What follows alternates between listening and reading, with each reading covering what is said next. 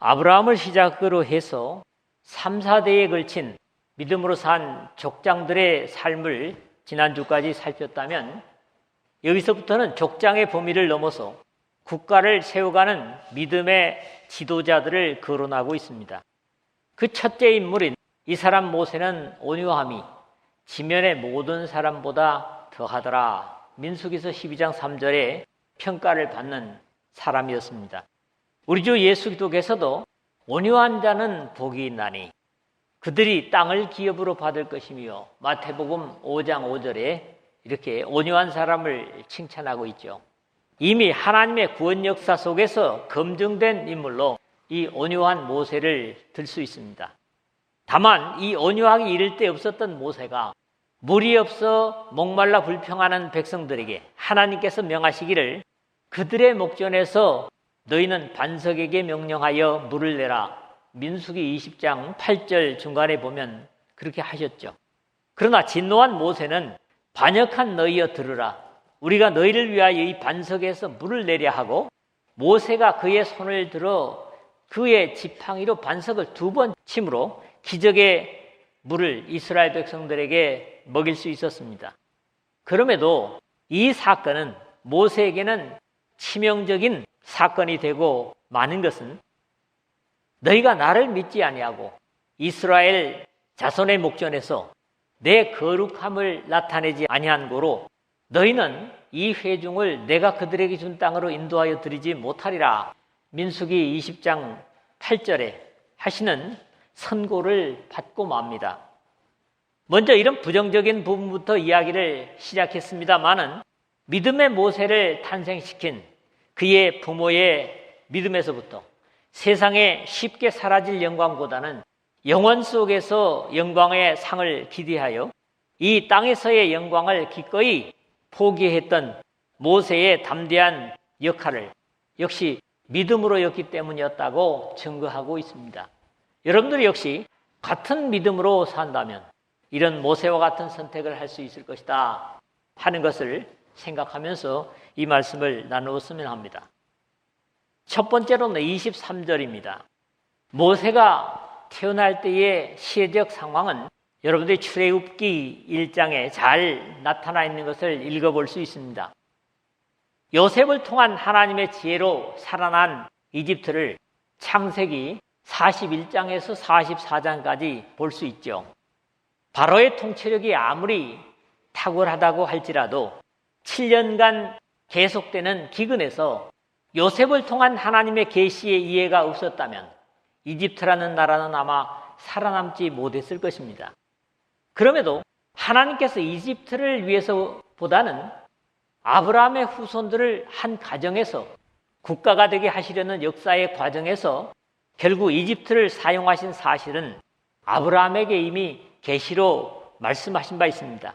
너는 반드시 알라. 네 자손이 이방에서 계기되어 그들을 섬기겠고 그들은 400년 동안 네 자손을 괴롭히리니 창세기 15장 13절에 이미 아브라함에게 말씀하신 바 있습니다. 어쨌거나 요셉의 은혜를 잊어버린 요셉을 알지 못하는 새 왕이 일어나 애굽을 다스리더니 출애굽기 1장 8절에 라는 기록과 함께 자신들 속에서 불어나고 강해지는 이스라엘을 보며 이집트의 왕으로부터 관료들은 자신들에게 종살이하게 하고 있는 이스라엘의 숫자를 조절하기 위한 특단의 조치를 취하게 됩니다. 그것은 이스라엘 산파들을 통해서 남자아이가 태어나면 바로 죽이고 여자아이일 경우에만 살리라는 지시를 바로 왕명으로 내리게 되지요. 그러나 하나님을 경외하는 이스라엘의 산파들은 이스라엘의 여인들은 허약한 이집트의 여인들 같지 않아서 건강하기 때문에 자신들이 이르기도 전에 사내 아이를 낳아버린다는 말로 남자아이들을 살렸습니다. 출애굽기 1장 19절의 기록이죠. 바로왕은 또 다른 특단의 조치를 취하게 되는데 이번에는 남자아이를 낳으면 악어가 우글거리는 나일강에 던져서 악어 밥이 되게 하라고 어명을 내리게 이릅니다. 이런 상황에서 남자아이의 요란한 울음소리는 아기의 위치를 알리는 것이 되어서 예외 없이 죽이는 형편이 되고 맙니다. 출애굽기 1장 22절이죠. 이때 모세가 나게 되는데 그가 잘생긴 것을 보고 석 달 동안 그를 숨겼으나 출애굽기 2장 2절 하반절에 되어 있고 어떤 이유에서인지 더 숨길 수 없게 되매 3절에 그렇게 기록을 합니다. 그를 위해서 갈대 상자를 가져다가 역청과 나무 진을 칠하고 아기를 거기 담아서 나일강가 갈대 사이에 두고 누이인 미디암이 지켜보다가 바로의 공주에게 발견되어서 이집트의 궁중에서 왕자와 다르지 않게 자라게 됩니다. 여기까지 내용을 이 히브리서 기자는 믿음으로 모세가 났을 때에 그 모세가 아름다운 아이임을 보고 석 달 동안 숨겨 왕의 명령을 무서워 아니하였으며 라고 오늘 23절에 기록하고 있습니다. 이 말씀을 자연스럽게 다시 정리를 하면 왕의 명령을 무서워 아니하여 석 달 동안 숨긴 것은 아름다운 아이였기 때문이라고 읽을 수 있습니다. 여기 아름다운 아이를 출애굽기에서는 잘생긴 또는 개역 한글에서는 준수함을 보고 라고 묘사하고 있고 이 최초의 교회 속의 순교자인 스데반을 통한 누가의 기록은 모세가 낳는데 하나님 보시기에 아름다운지라 이렇게 표현을 하고 있습니다. 사도행전 7장 20절이죠. 모세의 부모였던 아므람과 아버지죠. 고귀한 사람들이라는 뜻입니다. 요게벳, 어머니인데 야훼는 영광스러우시다 이런 뜻을 가지고 있고요. 민수기 6장 20절에 나타납니다. 이 모세를 보면서 인간적인 안목이나 애정에서보다는 하나님 보시기에 아름다운 아이임을 볼 수 있었고 그런 이유에서 왕명을 거역하고 석 달을 숨겨 키웠지만은 더 이상 인간적인 보호는 불가능함을 알고 하나님께 온전히 맡겨서 역청과 나무진으로 물을 막은 갈대 상자에 담아서 나일강에 띄웠던 것입니다. 결국 석 달 동안 숨긴 것도 왕의 명령을 무서워 아니하였기 때문이라고 기록하고 있는데 그러면 왜 석 달이 지난 후에는 더 이상 키울 수 없었는가 하는 의문은 남지만 모세 부모의 믿음은 자신들의 노력과 보호보다는 하나님께 맡긴다는 믿음이 더 강했기 때문이라고 이해되어집니다. 결국 하나님은 모세를 다른 사람이 아닌 바로의 공주에게 보이게 하시고 심청이처럼 동양젖이 아니라 친어머니 요게벳의 젖을 먹으며 자라게 하시되 이집트의 가장 안전한 궁중에서 자라게 해서 학문과 기술에 모두 능한 사람으로 키웁니다. 사도행전 7장 22절에 스데반이 하는 표현이죠. 이스라엘을 이끌어내실 준비를 하신 것입니다. 옛말에 사자 잡아먹는 벌레가 사자 몸에서 자란다 라는 속담이 있듯이 결국 이집트를 항복시킬 자신들의 원수를 자신들이 키운 셈이 된 겁니다. 그렇지 못한 경우도 있지만 위대한 믿음의 부모 밑에서 위대한 믿음의 일꾼이 자라는 것은 부정하지 못할 사실입니다. 결국 위대한 믿음의 사람 모세는 이렇게 세상의 권력을 무서워하지 않는 부모에게서 믿음을 받고 자라서 모세 자신도 왕의 권력을 무서워하지 않는 믿음의 용사가 된 것입니다. 믿음으로 애굽을 떠나 왕의 노함을 무서워하지 아니하고 27절 상반절에서는 바로 자신의 부모로부터 배운 믿음의 용기를 표현하고 있는 겁니다. 두 번째 말씀은 24절에서 26절입니다. 상주심을 바라던 모세의 믿음이었습니다. 이것은 우리 믿음의 사람이라면 역시 늘 같아야 된다고 확신합니다. 이 말씀은 믿음 때문에 이 세상의 고난과 수모와 불이익을 겪고 있는 하나님의 백성들과 일꾼들에게 큰 위로와 소망을 사실적으로 주는 은혜의 말씀입니다. 이제 이야기는 모세의 부모에게서 모세 자신으로 되돌아왔습니다. 이집트 궁중에서 자란 모세의 이야기는 성경에 그다지 자세히 기록되지 못합니다. 그러나 그의 장성한 후의 이야기는 출애굽기 2장 11절에서 15절에 기록되고 있습니다. 어머니 품에서 자라며 자신의 백성들 운명을 전해 들은 모세는 어느 날 이스라엘 사람을 학대하는 이집트 사람을 죽여서 모래에 파묻고 그것이 탄로 나자 멀리 미디안 광야로 도망을 가서 아내 십보라를 만나고 오랜 후에 40년 후죠. 하나님을 만나 이스라엘 백성들의 이집트 탈출을 이끕니다.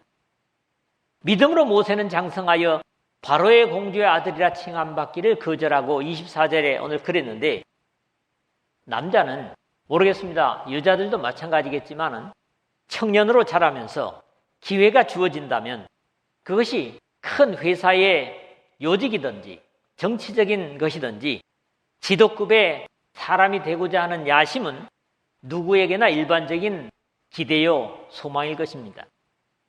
그럼에도 모세는 어쩌면 이 주어진 기회를 던져버리는 모습을 바로 광야로, 미디안 광야로 도망치는 모습에서 볼 수 있습니다.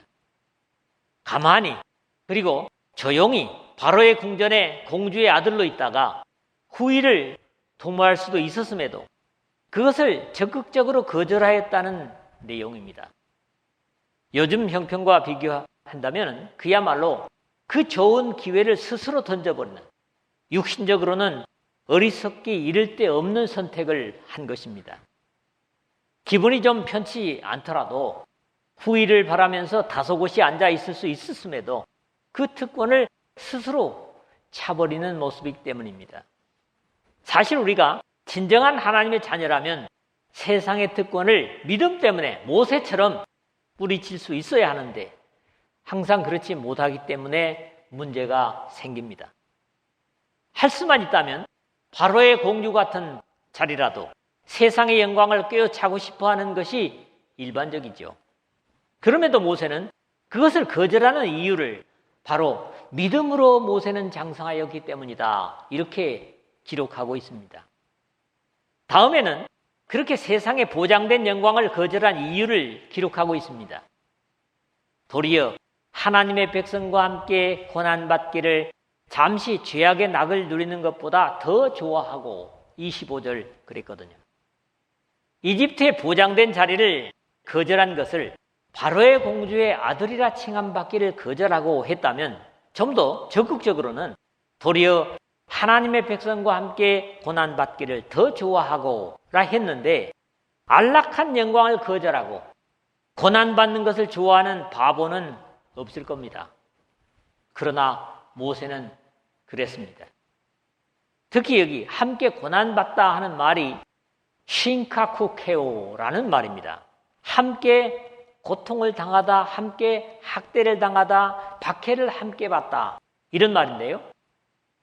일부러 학대받는 사람들과 함께 학대받는 자리에 그들의 받는 고난을 함께 견뎠다는 말입니다. 왜 그랬을까 하면은 잠시 죄악의 낙을 누리는 것보다 더 좋아하고 했는데, 자신의 백성들이 학대받으며 사는데 자신이 그것을 알면서도 이집트 궁궐의 향락의 자리에 제약된 영화를 즐긴다면 그것은 같은 하나님의 백성으로서의 거리끼는 일이라고 생각했던 것 같습니다. 성경에서 이집트는 세상으로 상징되는 그런 표현을 자주 말하고 있습니다. 그러므로 하나님의 백성들은 복음을 증거하며 의를 행하려고 세상에서 어려움을 당하는데, 나는 그렇게 살고 싶지 않다고 한다면 진정한 하나님의 백성이라고 할 수 없을 겁니다. 또 누구보다도 죄악된 세상에서 나를, 또 우리를 하나님의 백성으로 삼기 위해서 하늘의 영광의 보좌를 버리시고 함께 우리와 같은 사람이 되시고 종으로 오신 그리스도의 희생을 믿음으로 바라본다면 오늘 우리도 모세와 같을 수밖에 없다, 이런 확신을 갖습니다. 그리고 모세가 바라는 영광은 세상의 왕인 바로에게 인정을 받고 상 받는 것보다는 영원 속에서 불변하는 영광을 입혀주시는 하나님 아버지의 상 주심을 귀하게 여겼기 때문이라고 히브리서 기자는 증거하고 있습니다. 그리스도를 위하여 받는 수모를 애굽의 모든 보화보다 더 큰 재물로 여겼으니 이는 상주심을 바라봄이라. 26절에 그랬거든요. 아직 그리스도에 관한 계시나 이해가 없었던 당시의 상황에서 이런 표현도 자체가 쉽지 않습니다. 그러나 앞에서 말한 대로 이미 예수 그리스도의 십자가를 위한 이 땅에 오심과 하나님의 백성들과 같이 되시고 희생되신 주님을 알고 있는 이 히브리서 기자는 모세의 자세가 바로 예수 그리스도의 헌신과 다르지 않기 때문에 이런 이해를 하고 있음을 생각해 볼 수 있습니다. 여기에 대해서는 성경 밖에서도 많은 이야기들이 만들어지고 있습니다. 그럼에도 복음 속에서 바울이 이해하는 것은 이집트를 탈출한 이스라엘 백성들이 모두가 같은 신령한 음료를 뒤따르는 신령한 반석으로부터 마셨으니 그 반석은 곧 그리스도시라. 고린도전서 10장 4절의 표현을 사용하고 있습니다. 백성들이 광야에서 마신 물이 바로 예수 그리스도로부터 주어진 것이라는 겁니다. 비록 그리스도를 위하여 갖는 수모, 이 수모라고 하는 것도 그냥 단순히 수모라고 하기보다는 비난, 책망, 모욕 같은 오네이디스모스라는 히라보가 사용되고 있습니다. 이렇게 그리스도를 위하여 받는 모욕일지라도 그것을 더 큰 재물로 여길 수 있다는 것은 역시 세상에서는 불가능한 이야기입니다. 특히 이것을 이집트의 모든 보화보다 더 큰 재물로 여겼다는 것은 산상복음에서 나로 말미암아 너희를 욕하고 박해하고 거짓으로 너희를 거슬러 모든 악한 말을 할 때에는 너희에게 복이 있나니 기뻐하고 즐거워하라. 하늘에서 너희의 상이 큼이라. 너희 전에 있던 선자들도 이같이 박해하였느니라는 마태복음 5장 11절에서 12절에 주님의 말씀에서 밖에는 해답이 없습니다. 무엇보다도 그러한 이유를 이는 상주심을 바라봄이라 한 것입니다. 분명히 이것은 이 세상에서 보이는 상을 말하고 있는 것이 아니라고 확신합니다. 늘 하는 말이지만 하나님의 나라를 위한 상급은 이 세상에서 기대할 수 없는 것으로 장래, 그것도 완전히 확인되지 않은 먼 장래를 기약하는 겁니다. 여러분들이 주님을 위해서 믿음으로 수고하는 모든 것들의 상은 그때 분명히 주어질 겁니다. 아직 율법도 주어지기 전에 이 모세의 영적인 안목과 믿음의 자세는 오늘 복음 속에 사는 나를, 우리 모두를 부끄럽게 하기에 충분한 믿음입니다.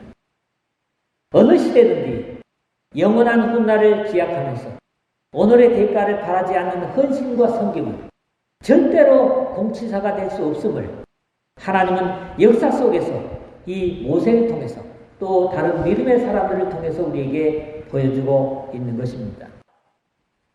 세 번째 말씀입니다. 27절에서 28절입니다. 세상 권력을 무서워하지 않고 믿음을 행한 것을 세 번째 부분에서 보게 됩니다. 앞에서 모세 이집트 궁중에서의 40년과 미디안에서 목자로서의 삶을 두고 증거한 내용이었다면 여기서는 호렙산에서 가시떨기 불꽃 가운데서 하나님의 천사를 만나고 하나님의 부르심을 받고 다시 이집트로 돌아가 하나님의 백성들을 이끌고 나오는 과정에서의 믿음을 증거하고 있습니다. 부모로부터 세상 권력을 무서워하지 않은 용기를 배움과 함께 하나님께서 맡겨주신 사명을 따라 자신의 이집트에서 배운 학문이나 기술이 아닌 완전히 하나님으로부터 주어진 능력으로 세상 권력과 맞서 싸워서 마침내 자신의 민족을 종된 자리에서 이끌어내는 하나님의 능력을 맛보게 됩니다. 믿음으로 애굽을 떠나 왕의 노함을 무서워하지 아니하고 27절 상반을 했는데 출애굽기 2장 14절 15절에서는 오히려 이스라엘 사람을 괴롭히는 이집트 사람을 죽여 모래에 묻은 것 때문에 자신을 죽이려 하는 바로를 피해 미디안으로 도망하는 내용을 보게 되기 때문에 이 표현과는 어울리지 않는 내용이지만 다수의 사람들은 이 사건을 다루는 내용이라고 그렇게 이해를 합니다. 그러나 두려움으로 떠났던 이집트를 하나님의 말씀을 들고 다시 들어가 이스라엘 백성들에게 알리고 이집트를 떠날 것을 준비시키는 자세를 두고 표현하는 것이 더 자연스럽습니다. 출애굽기 5장에는 오히려 바로 앞에 가서 이스라엘을 보내라는 하나님의 명령을 전한 후에 백성들에게 벽돌을 만드는 데 사용된 짚을 주지 않아서 노역이 더 심하게 되자 모세 자신을 외면하고 원망하는 것을 안타까워하는 내용도 기록되고 있습니다.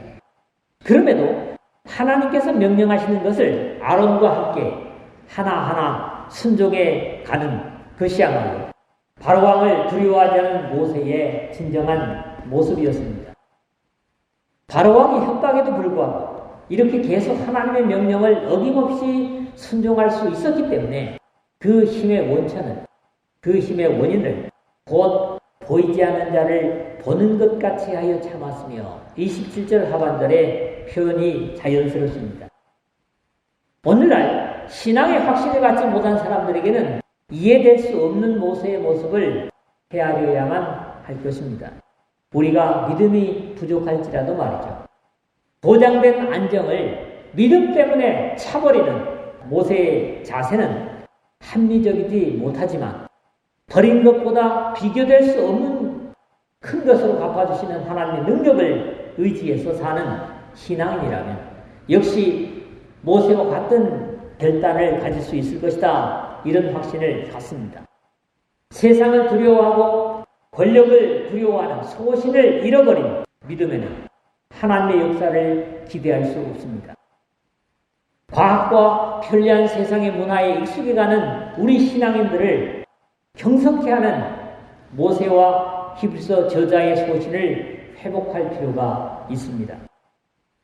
그것은 모세처럼 보이지 아니하는 하나님을 보는 것 같이 의식할 때 주님께서는 그런 믿음과 함께 일하실 것이기 때문입니다. 믿음으로 유월절과 피 뿌리는 예를 정하였으며 28절 상반절을 그렸는데 어떤 일보다도 이 행동이야말로 믿음이 없었다면 이성적으로는 불가능한 일이었습니다. 만약에 하나님께서 오늘 우리에게 어찌 보면 좀 우스꽝스러운 일을 시킨다면, 이런 이해되지 않는 일을 시키신다면 과연 그대로 순종할 수 있을까 생각해 보게 됩니다. 이 말씀을 생각하면서 말이죠. 지극히 당연한 신앙의 일에도 순종하기 어려운 우리에게 대문마다 위아래로 비린내 나는 피를 칠해두고 그 집안에 앉아서 뼈를 하나도 꺾지 말고 불에다가 구운 양고기만 먹으며 밤을 지내라는 명령이 오늘 우리에게 현실적으로 주어진다. 그것을 행할 신앙인들이 과연 몇이나 될까 우려됩니다. 그런 일이 없으리라고 생각하면서도 만약에 하나님께서 이런 이해할 수 없는 말씀을 주신다면 우리 가운데 많은 사람들은 이게 정말 하나님의 명령일까? 하거나 하나님께서 이런 이상한 명령을 주실 리가 없다 하고 합리성부터 따지고 나올 수 있을 거라고 생각됩니다. 그러나 당시에도 이 하나님의 명령을 행하는 데에는 다르지 않았을 것이라는 사실입니다. 이집트 사람들이 10가지 재앙 중에 불이 달리고 번개가 치고 우박이 내릴 것을 모든 짐승이 다 죽을 거라 하는 것 때문에 그걸 여태껏 봐왔던 이집트 사람들 자기 짐승들을 집안으로 끌어들였어요. 그럼에도 이 피치를 하는 것은 따라하지 않았습니다. 왜? 너무나 이성적으로 이해가 안 되는 것이었죠. 여러분, 이 이야기는 그때 그곳에나 지금 우리에게나 똑같은 원리입니다. 여러분, 아파트 앞에다가 양피를 갖다 칠하라고 그런다고 생각해 봅시다. 여러분 하겠어요? 그런데 그게 하나님의 명령이라면 해야 된다는 거예요. 하나님께서는 예레미야를 통해서 만일 네가 보행자와 함께 달려도 피곤하면 어찌 능히 말과 경주하겠느냐? 네가 평안한 땅에서 무사하려니와 요단 강물이 넘칠 때는 어찌 하겠느냐? 예레미야 12장 5절에 그런 경계를 주고 있습니다. 평안한 가운데 순종이 안 된다면 어려울 때는 더 힘들 것이라는 교훈입니다. 요즘은 오히려 건전치 못한 교주들이 이런 이해되지 않은 메시지를 전해도 그를 추종하는 사람들은 더 철저하게 믿고 순종함을 봅니다. 그런 이유에서 하나님의 비합리적인 명령을 그대로 전하고 실천하게 하는 모세의 믿음이 하나님께서 보실 때에 기뻐하실 수 있는 믿음이었던 것입니다. 그런 믿음을 모세와 함께 순종할 수 있었기 때문에 이러한 믿음을 보신 하나님께서 이는 장자를 멸하는 자로 그들을 건드리지 않게 하려 하는 것이며 28절 하반절에 라는 결과를 그들의 믿음대로 이루시는 하나님의 권능의 역사를 보게 됩니다. 말씀을 맺겠습니다. 남자아이가 나면 무조건 나의 방에 든지라는 바로의 명령에도 감정적인 애정보다는 하나님이 보시기에 아름다운지라, 즉 하나님께서 쓰실 인물이기 때문에 왕의 명령을 두려워하지 않고 할 수 있는 데까지 숨기고 최종적으로는 하나님의 섭리에 맡겨드리는 모세 부부의 믿음이 모세라는 주님의 일꾼을 키울 수 있는 신앙이었다. 우리가 첫 번째 부분에서 그걸 봤습니다. 이런 모세였기 때문에 하나님의 상주심을 기대하면서 화려한 이집트라는 세상에 죄악된 영화를 거절하고 오히려 학대받는 하나님의 백성들과 함께 고난과 수치를 함께 견디는 것을 더 귀하게 여겼던 모세였던 겁니다. 이집트 바로왕의 진노보다는 비록 눈에 뵐 수 없는 하나님이셨지만 그분의 명령을 순종하여 육신적인 생각이나 판단으로는 불가능한 말씀을 복종하였기 때문에 이집트의 비극이 임할 때에도 그것을 면할 수 있는 하나님의 보호를 누릴 수 있었던 겁니다. 이 모든 일은 단순히 과거 수천 년의 역사 속의 이야기만이 아니라 오늘 같은 하나님의 백성이라 이 역사의 마지막 예수도의 희생을 통해서 주시는 말씀들을 같은 믿음으로 순종할 때 같은 은혜를 그리고 보호를 누리게 될 것이라는 겁니다. 우리가 보이지 않는 하나님을 향해서 상주심을 바랄 수 있는 믿음이야말로 하늘의 영원한 영광 속에서 하나님의 상주심을 기대할 수 있는 그런 믿음이 될 것입니다. 우리는 항상 급하게 땅에서 가서려고 하는 것 때문에 믿음으로 살지 못하고 곤란할 때가 많습니다. 모세처럼 사라지지 않을 영광의 상을 주실 하나님을 기대하면서 여러분의 믿음을 이 현실 쪽에 어울리지 않는다고 할지라도 모세와 같은 순종으로 채워드리는 하나님의 백성들 되시기를 주님의 이름으로 축복합니다.